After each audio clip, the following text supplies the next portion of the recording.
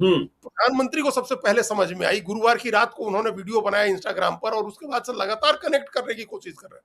एक तो हम्म। इसलिए भी लगा कि सब कुछ उन्हीं का दांव पर था, जेन जी उन्हीं को बिल्कुल। एड्रेस कर रहा था, गालियां भी हम्म। देनी है तो उन्हीं को दे रहा था, उम्मीद भी बांधी थी तो उन्हीं से उम्मीद बांधी थी।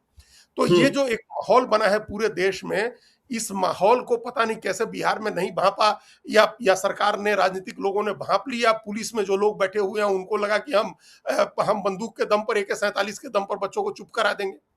अगर जी। ये स्थिति है तो ये और भी गलत है कि बिना राजनीतिक नेतृत्व के आप मंजूरी लिए या इस तरह की कार्रवाई नहीं कर सकते। और कोई भी बिल्कुल। राजनीतिक नेतृत्व गोली चलाने के लिए नहीं कहेगा, वो भी AK-47 राइफल से।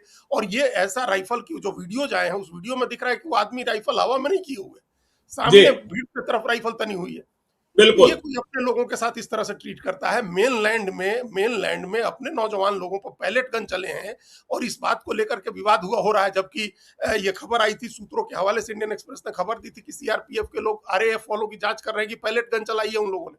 तो हम्म। दिल्ली से लेकर के सिवान तक ये जो इस तरह के घटनाक्रम हुए हैं, ये एक सबक, एक चेतावनी की तरह है तमाम पॉलिटिकल लीडरशिप के लिए कि बच्चों का बिल्कुल। फॉर गारंटेड मत लीजिए, उनके पेशेंस की परीक्षा मत लीजिए, और अपने नागरिकों के ऊपर कोई बर्बरता की कार्रवाई मत करिए। एक आजाद मुल्क है, लोकतांत्रिक मुल्क है, और ये बात सरकार की तरफ से, भारत सरकार की तरफ से भी कही गई है। लेकिन सुप्रीम कोर्ट ने तो बहुत ही स्पष्ट ढंग से उसने इस बात को रेखांकित कर दिया है कि लोकतंत्र में सिर्फ इसलिए आप कार्रवाई नहीं कर सकते हैं कि कोई आदमी प्रदर्शन कर रहा है, आपकी नीतियों से सहमत नहीं।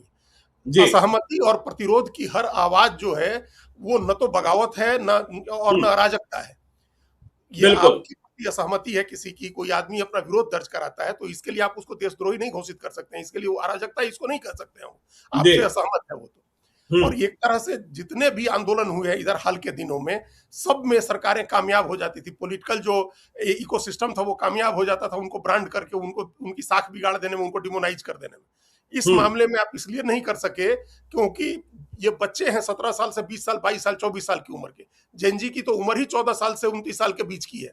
तो जी। आप उनको नहीं कर सके, उनको ब्रांड नहीं कर सके, उनकी कोई अस्मिता नहीं डिफाइन कर सकी, ये किस जाति के हैं, किस धर्म के हैं। हम्म। वो सब आपस में भी एक दूसरे को दे और देम कह के संबोधित करते हैं। तो वहां आप आइडेंटिटी बिल्कुल। का खेल भी नहीं खेल सकते हैं। और उन हम्म। सब के माँ बाप भी देख रहे थे कि उनके बच्चों का हित सुरक्षित रहे, इसलिए वो भी शामिल है। बाहर से हम्म। एक दबाव होता था, पहले क्या बच्चों के ऊपर दबाव होते थे, या परिवार का दबाव होता था कि अरे आप हो गया, एक बार आंदोलन कर लिया, अब खत्म करिए, या आपकी आइडेंटिटी तो ये है, या हमारा परिवार तो अमुक पार्टी का समर्थक है। अब वो सारी चीजें खत्म हो गई हैं।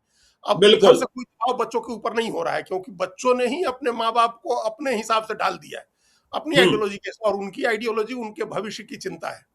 तो ये अभी कई काम सरकार ने अच्छे किए हैं, उसकी भी तारीफ करनी चाहिए कि जो निंदन निलेकनी की कमेटी बनी है, हाई पावर्ड कमेटी, हमारी बड़ी उम्मीदें हैं कि वो स्ट्रक्चरल चेंज को लेकर के अच्छे बड़े सुझाव देंगे। ये जो जी। आज बिल पर चर्चा हुई पार्लियामेंट में, जिस बिल पर जो पेपर लीक का बिल है, ये भी ठीक है, स्ट्रिंजेंट कानून आप बनाइए। हालांकि इस कानून के आने के बाद 2 बार पेपर लीक हुआ ज्ञानेश्वर। तो जी। इससे ये भी साबित होता है कि कानून पर्याप्त नहीं होता है, कानून का इम्प्लीमेंटेशन जरूरी होता है, उस पर अमल जरूरी बिल्कुल। होता है।